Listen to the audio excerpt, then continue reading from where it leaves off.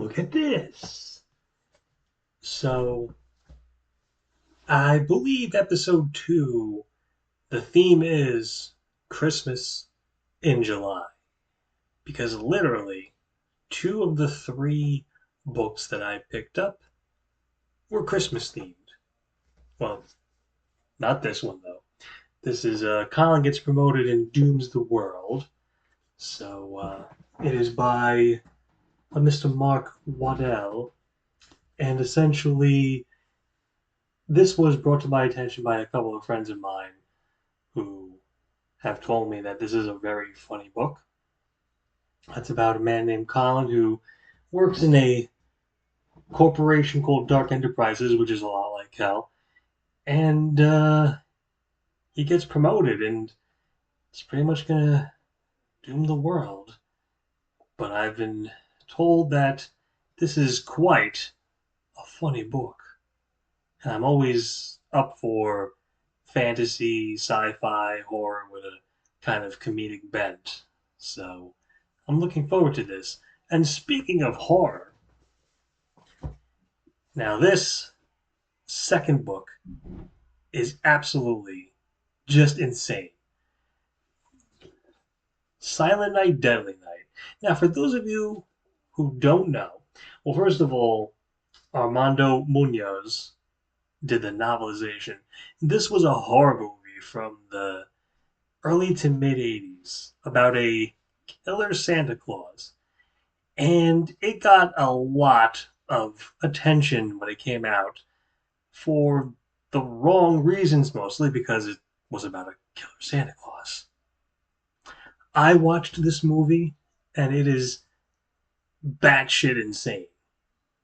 So when I saw this in Barnes and Noble, I just thought to myself, I've just got to pick this up.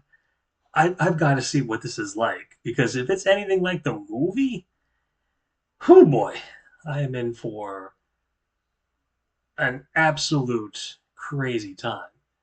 So this is, yeah, yeah. If you've seen the movie, you know what I'm talking about. Uh, and this third one is called Murder at Holly House. It's by Denzil Meyrick, and it is a Christmas themed murder mystery. And again, this just sprung out at me. I was looking at it and I'm going, yeah, yeah, why the hell not?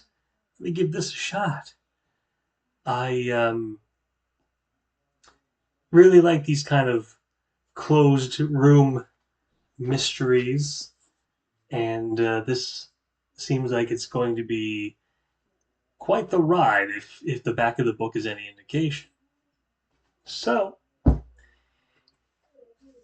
as we all know, the rules, I'm going to read about 20 to 30 pages of these books, and then I will give my assessment as to if I want to keep reading or if I want to just put them to donations. So I'm going to do that, and I'll see you guys in a little bit.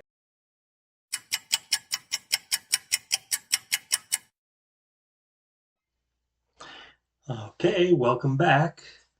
So unfortunately, unlike the first episode, this episode is gonna skew a little bit negative.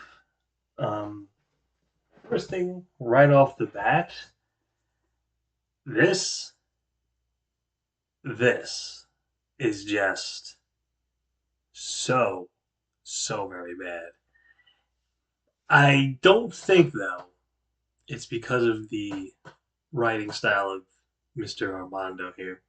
It's more the fact that this book is exactly word for word like the movie.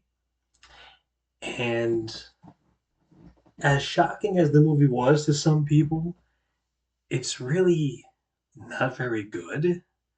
So you've basically got the transcript of the movie in book form.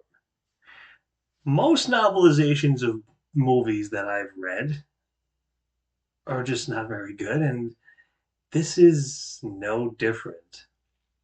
So, not surprisingly, I just can't really recommend this. Unfortunately, I'm going to have to pass. So, we're going to put that aside. Um, this one. It's an interesting premise. Don't get me wrong. A character, Colin, works in a hell like landscape, and he has 1 week to kind of shape up, or he's going to be shipped out. And by shipped out, apparently means he's going to be killed. And it just, the writing just was not really, it wasn't exciting me. I found myself going, okay, well, so what? Who cares what happens to Colin? It's really not in. I'm not invested in it at all. So even though I've heard good things about this book, and again, there's nothing wrong with people who like this book, but me personally, yeah, I just really could not get into this at all. It was just not. It was not wowing me. It was really not tugging out at me. So that unfortunately will also be going into the pass pile, the donate pile rather. Now, it's not all bleak because this one here, this, I found myself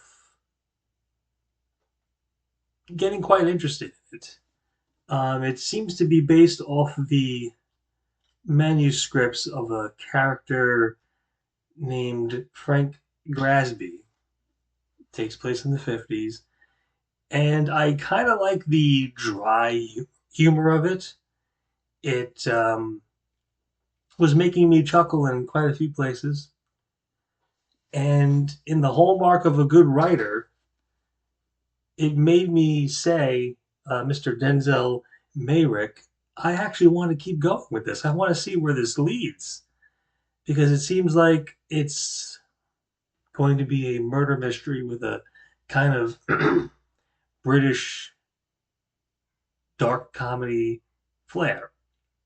So, yeah, this one I recommend, and this one I'm going to keep going with. So, in an inverse of the first episode, we got one pass and two donates. Yep, these two right here, no bueno. This one, pretty darn good. So, let's get to the summation, and I want to thank everybody for taking the time to listen.